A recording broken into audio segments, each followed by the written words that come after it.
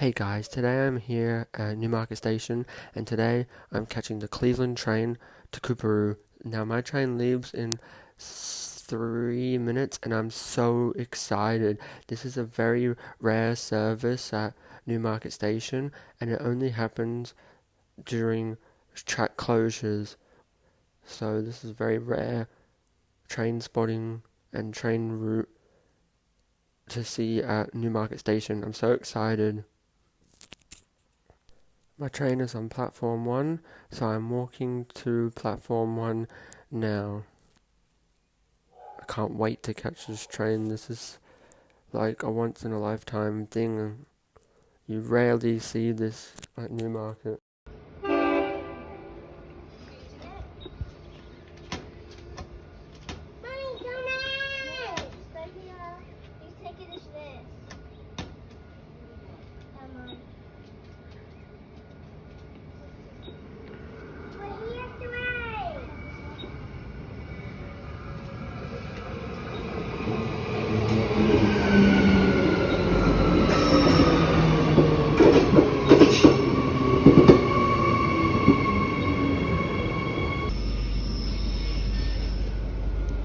Coorparoo station.